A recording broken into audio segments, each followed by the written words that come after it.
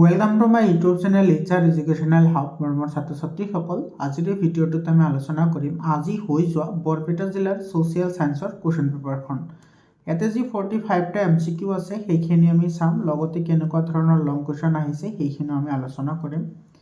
মৰমৰ ছাত্ৰ ছাত্ৰীসকল, তোমালোকৰ জিলাত এক্সাম হৈ যোৱাৰ লগে লগে 7002824673 এইটো নম্বৰত তোমালোকে কুৱেশ্যন পেপাৰবোৰ পঠাই দিবা। মই তোমালোকক লগে লগে সেইবোৰ সলিউশ্যন কৰি দি দিম। মৰমৰ ছাত্ৰ ছাত্ৰীসকল, তোমালোকে মেট্ৰিক পৰীক্ষাত ভাল নম্বৰ পোৱাৰ কাৰণে প্ৰি বোৰ্ড এক্সামিনেশ্যনৰ কুৱেশ্যন পেপাৰবোৰ সলিউশ্যন কৰা খুবেই ইম্পৰ্টেণ্ট হয়। চাওঁ আহা কেনেকুৱা ধৰণৰ প্ৰশ্ন আহিছে। ইয়াতে আমাৰ 1 নম্বৰ কুৱেশ্যনটোত কৈছে যে কোনজন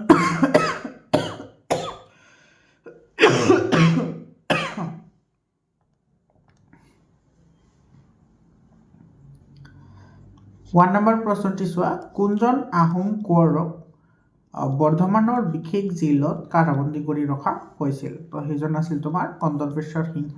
তো চি অপশ্যনটো কাৰেক্ট অপশ্যন হ'ব। 2 নম্বৰ কুৱেশ্যনটো চোৱা, বৰ্জনৰ অৰ্থ স্বাদেশিকতা আৰু স্বাদেশিকতাৰ মৰ্মাৰ্থ হ'ল ইংৰাজৰ লগত সৰ্বতোপ্ৰকাৰে অসহযোগিতা কৰা। এই কথাষাৰ কোনে কৈছিল? এই কথাষাৰ কৈছিল অৰবিন্দ ঘোষে। এইটো চি অপশ্যনটো কাৰেক্ট অপশ্যন হ'ব। 3 নম্বৰ কুৱেশ্যনটো চাবা, সুভাষ চন্দ্ৰ বসু সম্পৰ্কে তলত দিয়া উক্তিবোৰৰ কোনটো সঁচা নহয়? ইয়াতে হৈছে উৰিষ্যাৰ কটকত সুভাষ চন্দ্ৰ বসুৰ জন্ম হৈছিল। এইটো কাৰেক্ট হয়। তেখেত ঝান্সী ৰাণী ৰেজিমেণ্টৰ সৈতে যুক্ত নাছিল। এইটো মিছা হয়, কাৰণ তেওঁ ঝান্সী ৰাণী ৰেজিমেণ্টৰ লগত যুক্ত আছিল, কিন্তু ইয়াতে নাছিল বুলি কৈছে। তো সেইকাৰণে এইটো মিষ্টেক হ'ব, আৰু যিটো ভুল হ'ব সেইটো আমাৰ শুদ্ধ হ'ব। তো বি অপশ্যনটো কাৰেক্ট অপশ্যন হ'ব। তেখেত ভাৰতীয় কংগ্ৰেছৰ সভাপতি হিচাপে 2বাৰ নিৰ্বাচিত হৈছিল। এইটো কাৰেক্ট হয়। তেখেতে ছিংগাপুৰৰ ভাৰতীয় জাতীয় সেনাবাহিনী পুনৰ গঠন কৰিছিল। এইটো কাৰেক্ট হয়। তো যিটো আমাৰ ভুল হয় সেইটোৱে শুদ্ধ হ'ব। তো বি অপশ্যনটো ইয়াৰে কাৰেক্ট অপশ্যন হ'ব। 4 নম্বৰ কুৱেশ্যনটো চাবা, এজন মানুহে যদি জলপথেৰে ইউৰোপ মহাদেশৰ পৰা আফ্ৰিকা মহাদেশলৈ যাব বিচাৰে তেন্তে তেওঁ কোনটো সাগৰ অতিক্ৰম কৰিব লাগিব? তো সেইটো তোমাৰ মেডিটেৰিয়ান চি অৰ্থাৎ ভূমধ্য সাগৰ হ'ব। এইটো ডি অপশ্যনটো কাৰেক্ট অপশ্যন হ'ব। তাৰপিছত 5 নম্বৰ কুৱেশ্যনটো চাবা, উৰিষ্যাৰ ভয়ানক দুৰ্ভিক্ষ কেতিয়া হৈছিল? 1866ত হৈছিল। তাৰপিছত তোমাৰ 6 নম্বৰ প্ৰশ্নটি চাবা, লেফটেনেণ্ট সিংগাৰৰ মৃতদেহ কৃষকসকলে কোন নদীত দলিয়াই পেলাই দিছিল? এইটো আছিল কাপিলি ৰিভাৰ। এইটো ডি অপশ্যনটো কাৰেক্ট হ'ব। 7 নম্বৰ কুৱেশ্যনটি চাবা, অসমত কোম্পানীৰ আমোল বুলিলে কোনটো সময়ছোৱাক বুজা যায়? এইটো ইম্পৰ্টেণ্ট কুৱেশ্যন হয়। এইটো 1826ৰ পৰা 1858 চনলৈ। এইটো চি অপশ্যনটো কাৰেক্ট হ'ব।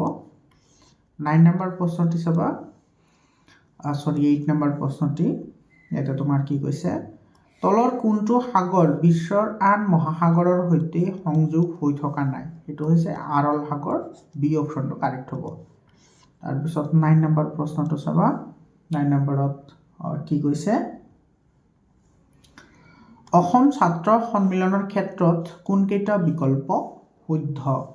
তো ইয়াৰে নম্বৰ যিটো দিছে, 1916 চনত অসম ছাত্ৰ সন্মিলন গঠন কৰা হৈছিল। এইটো কাৰেক্ট হয়। তাৰপিছত 2 নম্বৰ, এই সন্মিলনৰ মুখ্য উদ্দেশ্য আছিল অসমীয়া ভাষাৰ উন্নতি সাধন কৰা।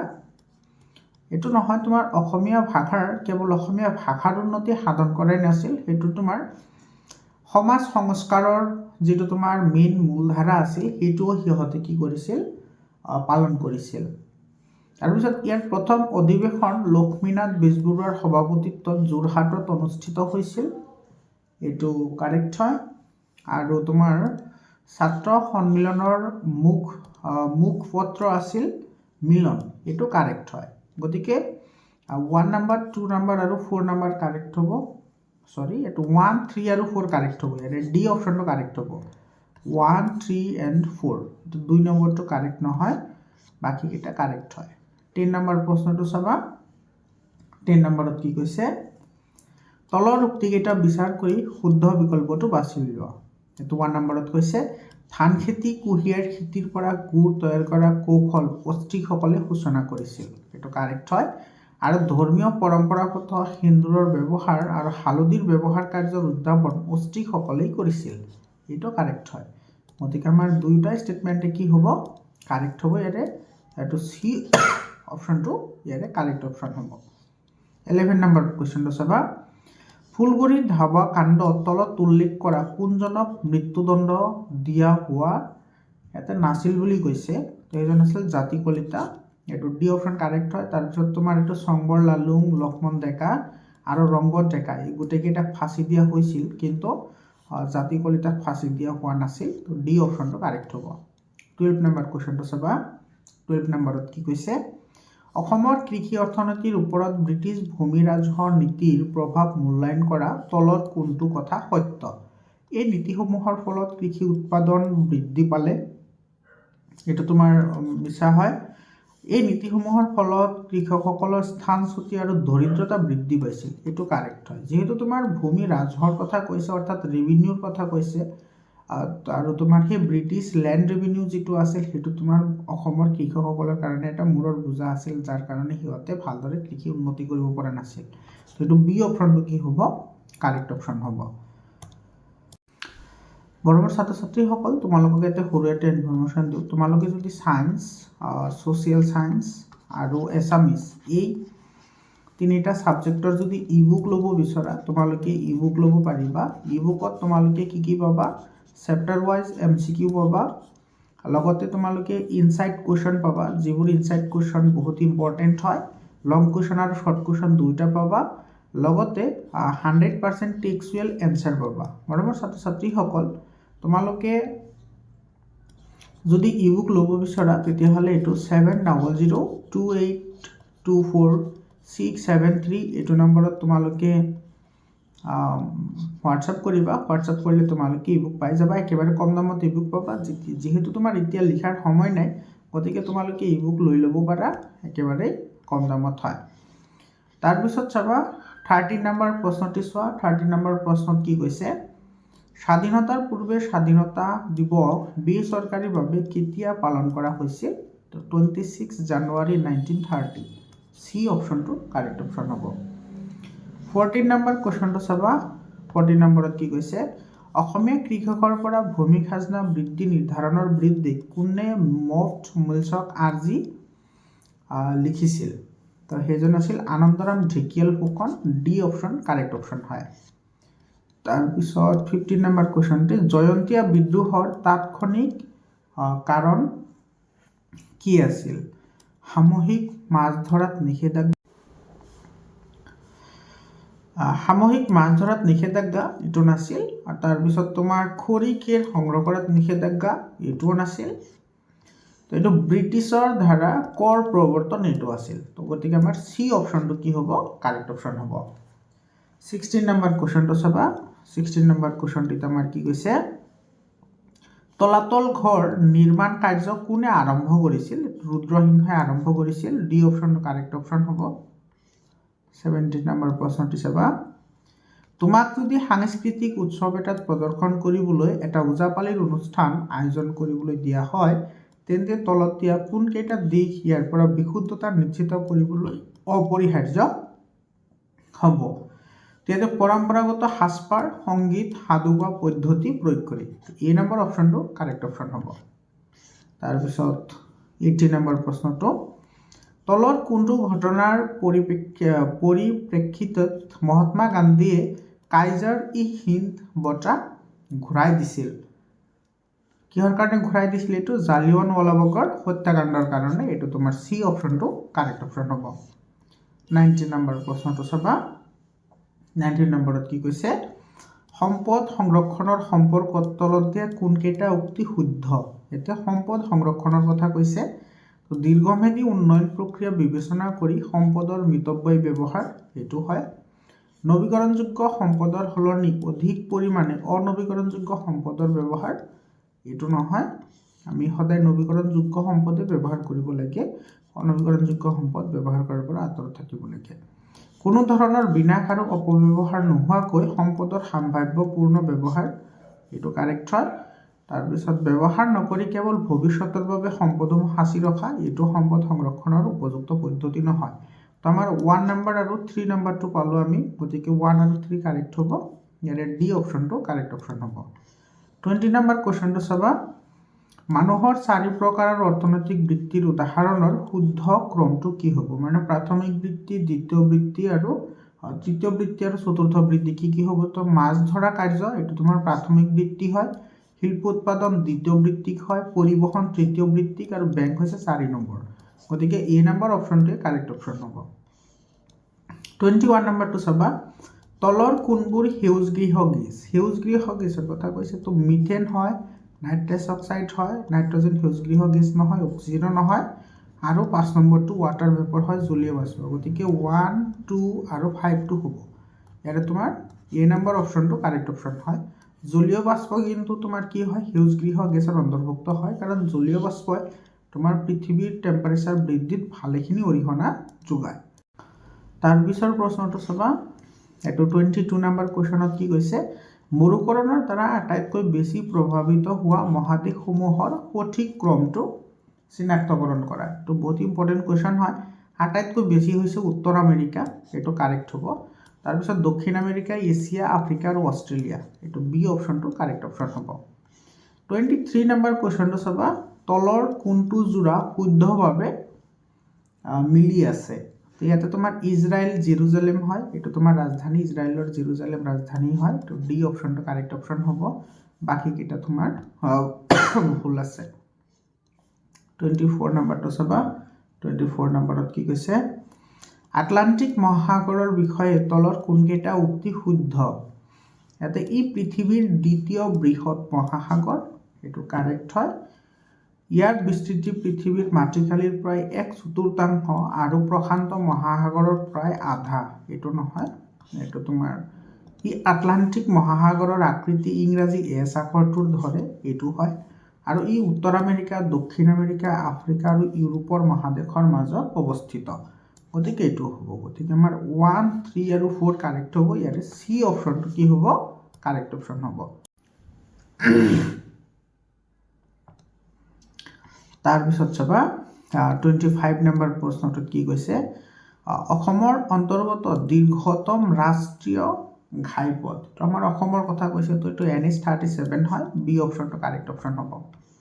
26 নম্বৰ কুৱেশ্যনটো চাবা, জনসংখ্যাৰ ফালৰ পৰা অসমৰ প্ৰথম, দ্বিতীয় আৰু তৃতীয় বৃহৎ জনজাতি কেইটা ক্ৰমে হ'ল? আটাইতকৈ তোমাৰ ডাঙৰ জনজাতি কোনটো হয়? বড়ো হয়, তাৰপিছত মিচিং, তাৰপিছত কাৰ্বি, তো বি অপশ্যনটো কাৰেক্ট অপশ্যন হয়। 27 নম্বৰ কুৱেশ্যনটো চাবা, কোনটো বংশই মূলতঃ অমৰাৱতী শৈলীৰ ভাস্কৰ্যক পৃষ্ঠপোষকতা কৰিছিল? সেই আছিল সাতবাহন, এইটো চি অপশ্যন কাৰেক্ট হ'ব। 28 নম্বৰ কুৱেশ্যনটো চোৱা, ভাৰতীয় সংবিধানৰ 42তম সংশোধনী কেতিয়া কৰা হৈছিল? এইটো 76ত কৰা হৈছিল, 18 ডিচেম্বৰ, বি অপশ্যনটো কাৰেক্ট অপশ্যন হ'ব। 29 নম্বৰ কুৱেশ্যনটো চোৱা, এইটো এছাৰশ্যন ৰিজনিঙৰ প্ৰশ্ন হয়। ইয়াতে এছাৰশ্যনত আমাৰ কি কৈছে? ভাৰতবৰ্ষ এখন সমাজবাদী, ধৰ্মনিৰপেক্ষ আৰু গণতান্ত্ৰিক গণৰাজ্য হয়, এইটো কাৰেক্ট হয়। এই শব্দবোৰ সংবিধানৰ 42তম সংশোধনৰ জৰিয়তে ভাৰতৰ সংবিধানত সংযোজন কৰা হৈছিল, এইটো কাৰেক্ট হয়। আৰু সেইকাৰণে ভাৰতবৰ্ষ তোমাৰ সমাজবাদী হয় নেকি, ধৰ্মনিৰপেক্ষ হয় নেকি, যে 42তম সংশোধনৰ জৰিয়তে কৰা হৈছিল কাৰণে গণৰাজ্য নহয় জানো? এইটোতো নহয়। তাৰমানে তোমাৰ এছাৰশ্যন কাৰেক্ট হয়, ৰিজনো কাৰেক্ট হয়, কিন্তু ৰিজনটো এছাৰশ্যনৰ শুদ্ধ ব্যাখ্যা নহয়। গতিকে এইটো আমাৰ কি হ'ব? এইটো চোৱা, চি অপশ্যনটো ইয়াৰে কাৰেক্ট অপশ্যন হ'ব। এছাৰশ্যন ৰিজন দুয়োটা শুদ্ধ হ'ব, কিন্তু ৰিজনটো এছাৰশ্যনৰ শুদ্ধ ব্যাখ্যা নহ'ব। 30 নম্বৰ কুৱেশ্যনটো চাবা, নীতি আয়োগৰ প্ৰথম বৈঠক কেতিয়া অনুষ্ঠিত হৈছিল? এইটো নীতি আয়োগৰ কথা কৈছে, তো 2015 চনৰ 8 জানুৱাৰী, এইটো বি অপশ্যনটো কি হ'ব? কাৰেক্ট অপশ্যন হ'ব। 31 নম্বৰ প্ৰশ্নটি চাবা, ভাৰতৰ সংবিধান সম্পৰ্কে তলত দিয়া উক্তিসমূহৰ কোনকেইটা উক্তি শুদ্ধ? 1 নম্বৰত কৈছে যে সংবিধানৰ 1 নং অনুচ্ছেদত ভাৰত এখন ৰাজ্যসমূহৰ সংঘ বুলি ঘোষণা কৰা হৈছে, এইটো কাৰেক্ট হয়। 2 নম্বৰত কৈছে ভাৰতত দ্বৈকত্ব নাগৰিকত্ব ব্যৱস্থা আছে, এইটো নহয়, ভাৰতত আমাৰ ডুৱেল চিটিজেনশ্বিপ নাই। তাৰপিছত কেন্দ্ৰতকৈ ভাৰতৰ ৰাজ্যসমূহ কম শক্তিশালী, এইটোতো কাৰেক্ট হয়। আৰু কৈছে আমেৰিকা যুক্তৰাষ্ট্ৰৰ সংবিধান অনুসৰণ কৰি ভাৰতৰ যুক্তৰাষ্ট্ৰীয় পদ্ধতি প্ৰৱৰ্তন কৰা হৈছিল, এইটো নহয় কেনাডাৰ, হয়নে? কানাডাৰটো তোমাৰ কি কৰা হৈছিল, অনুসৰণ কৰা হৈছে, আমেৰিকাৰ নহয়। তো 1 নম্বৰ আৰু 3 নম্বৰটোহে কাৰেক্ট হয়, গতিকে এইটো আমাৰ ডি অপশ্যন কাৰেক্ট হ'ব। 1 and 3 কাৰেক্ট হয়, ডিটো কাৰেক্ট হ'ব। 32 নম্বৰ কুৱেশ্যনটো চোৱা।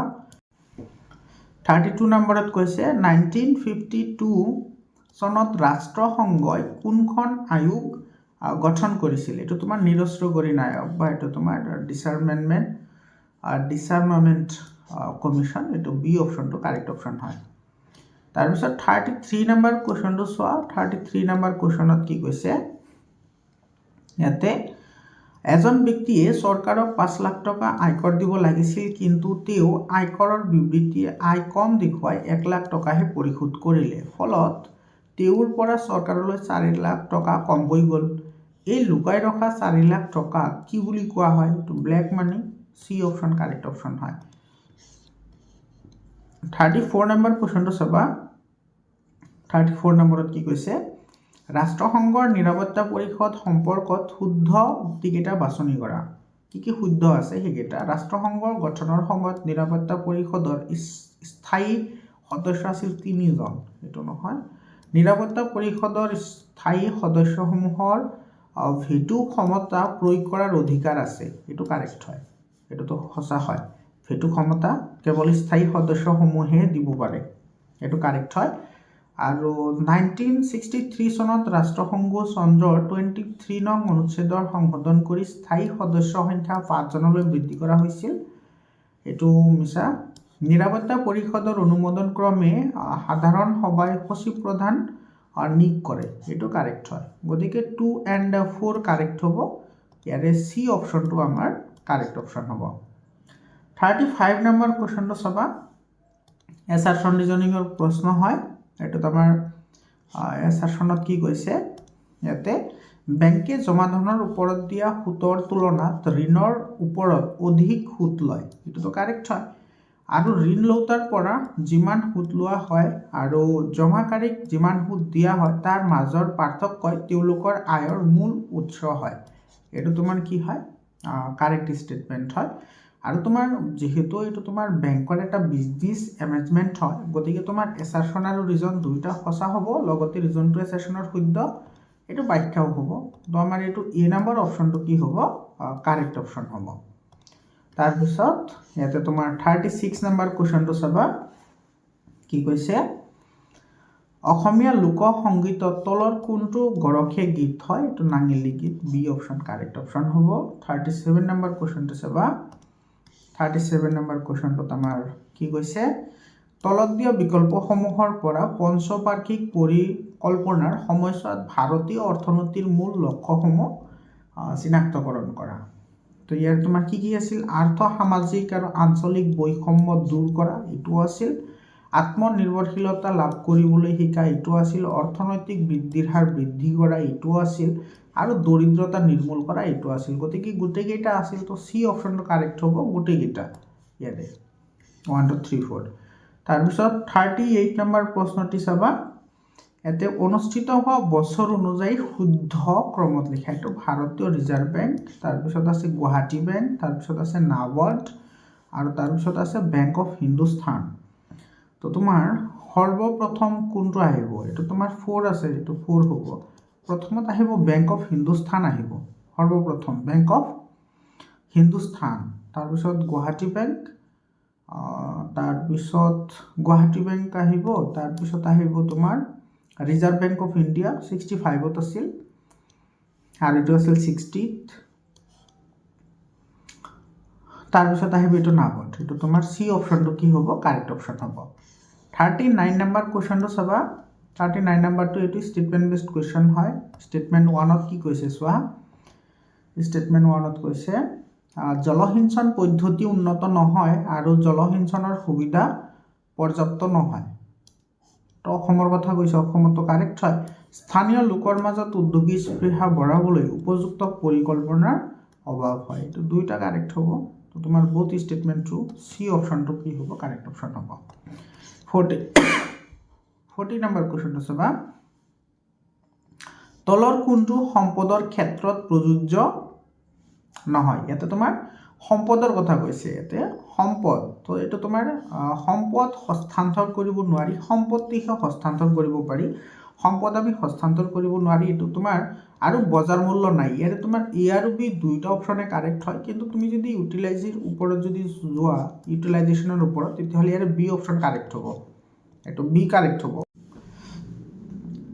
এটো চাবা এটা আমাৰ কৈছে যে সম্পদৰ বজাৰ মূল্য নাই এতে চাবা সকলো সম্পদৰ যে বজাৰ মূল্য নাই সেইটো আমি ডাইৰেক্টলি ক'ব নোৱাৰো কিছুমান সম্পদৰ বজাৰ মূল্য আছে আৰু কিছুমান সম্পদৰ বজাৰ মূল্য নাই এটা সম্পদ আৰু সম্পত্তিৰ মাজত এটা ডিফাৰেন্স আছে তোমাৰ সম্পত্তি তোমাৰ হেতু কি হয় হেতু তোমাৰ যেটো সম্পত্তি আছে সেই সম্পত্তিয়ে তোমাৰ সকলো সম্পত্তি তোমাৰ কি হ'ব পাৰে সম্পত্তি হ'ব পাৰে কিন্তু সকলো সম্পদ কি হ'ব নোৱাৰে সম্পদ হ'ব নোৱাৰে কাৰণ তোমাৰ সম্পদ হেবোৰকে কোৱা হয় যিবোৰে মানুহৰ চাহিদা পূৰণ কৰিব পাৰে ঠিক আছে গতিকে তোমাৰ সম্পদৰ ফলত তোমাৰ উপকাৰ আৰু অপকাৰ দুইটা হ'ব পাৰে এটো তোমাৰ কাৰেক্ট হয় তাৰ পিছত মানৱ জাতিৰ কল্যাণ হয় ইটো কাৰেক্ট হয় আৰু হস্তান্তৰ কৰিব নোৱাৰি যেনেকুৱা তোমাৰ নদী এটা তোমাৰ কি হয় নদী এটা সম্পদ হয় দেশৰ সম্পদ হয় বা ৰাজ্যখনৰ সম্পদ হয় তো নদীক কোনোবাই ট্ৰান্সফাৰ কৰিব পাৰিব জানো নদীটো এক্সচেঞ্জ কৰিব নোৱাৰি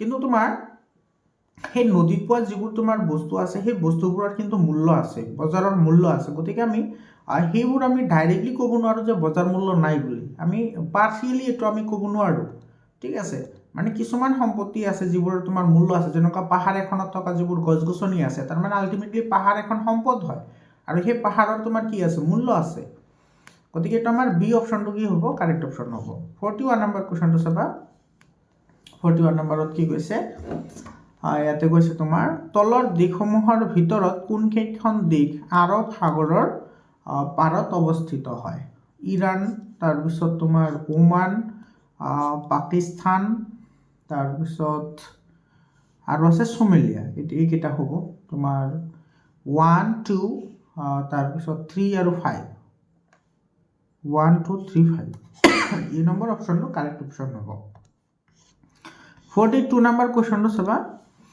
কোনে কৈছিল যে পৰিৱেশ হৈছে ভূমি পানী বায়ু আৰু জীৱৰ মাজত হোৱা পাৰস্পৰিক ক্ৰিয়াৰ ফল এটো কোনে কৈছিল কথাটো এটো তোমাৰ জনছে কৈছিল ডি অপশনটো কাৰেক্ট অপশন হ'ব তাৰ পিছত তোমাৰ 43 নম্বৰ কোৱেশ্চনটো চাবা মধ্যযুগৰ অসমীয়া সাহিত্য সম্পৰ্কে তলৰ কোনকেইটা উক্তি শুদ্ধ হয় কোনকেইটা শুদ্ধ হেকেইটা মান লাগে তো অসমীয়া ভাষাত মাধৱ কন্দলীয়ে সপ্তকাণ্ড ৰামায়ণ অনুবাদ কৰিছিল এটো কাৰেক্ট হয় শংকৰদেৱে প্ৰথম নাট সিংহযাত্ৰা এটোতো কাৰেক্ট হয় সিংহযাত্ৰাত বৃন্দাবনী শাস্ত্ৰ ব্যৱহাৰ কৰা হৈছিল এটো কাৰেক্ট হয় পীতাম্বৰ কবিৰ পদ্যগীত আজিও এখন বহুলভাৱে ব্যৱহৃত জনপ্ৰিয় ধৰ্মগ্ৰন্থ এটো কাৰেক্ট হয় আৰু মধ্যযুগৰ অসমৰ কেইখনমান সচিত্ৰ পুথি হ'ল আনন্দ লহৰী গীতা গোবিন্দ কথা কবিতা কুমাৰ হৰণটো এটো কাৰেক্ট হয় গোটেইকেইটা কাৰেক্ট হ'ব ডি অপশনটো ইয়াৰে কাৰেক্ট অপশন হ'ব 44 নম্বৰ কোৱেশ্চনটো চাবা ভাৰতৰ ইউনেস্কোৰ দ্বাৰা স্বীকৃতি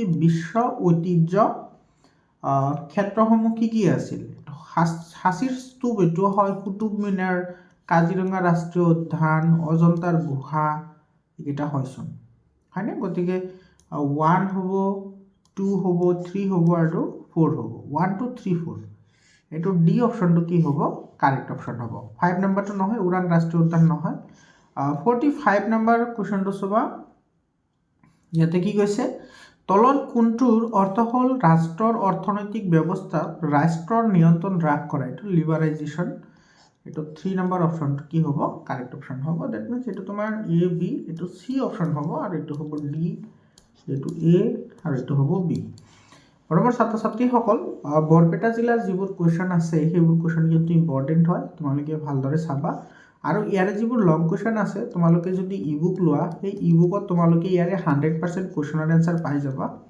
ইবুকৰ কাৰণে তোমালোকে 7002824673 এটো নম্বৰত তোমালোকে হোৱাটসঅ্যাপ কৰিবা তোমালোকে ইবুকটো ল'ব পাৰিবা একেবাৰে কম দামতে ল'ব পাৰিবা আৰু তাত তোমালোকে চেপ্টাৰ ওয়াইজ এমসিকিউ পাবা ইম্পৰ্টেন্ট হয় এইবোৰ তোমালোকে কিন্তু প্ৰেক্টিছ কৰিবা। লং কুৱেশ্যনবোৰ প্ৰেক্টিছ কৰা তোমালোকৰ কাৰণে খুবেই ইম্পৰ্টেণ্ট হয়।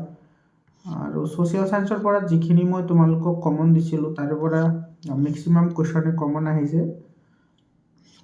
চাই ল'বা, মেট্ৰিকতো কুৱেশ্যন কমন আহিব। তোমালোকে এইবোৰ ভালদৰে প্ৰেক্টিছ কৰিবা। যিমানে প্ৰেক্টিছ কৰিবা সিমানে তোমালোকৰ আত্মবিশ্বাস বাঢ়িব। তোমালোকে ভালদৰে এইবোৰ প্ৰেক্টিছ কৰিবা। মৰমৰ ছাত্ৰ ছাত্ৰীসকল, আজিৰ কাৰণে এইখিনিয়ে। আকৌ লগ পাম বেলেগ এটা কুৱেশ্যন পেপাৰ লৈ। ধন্যবাদ।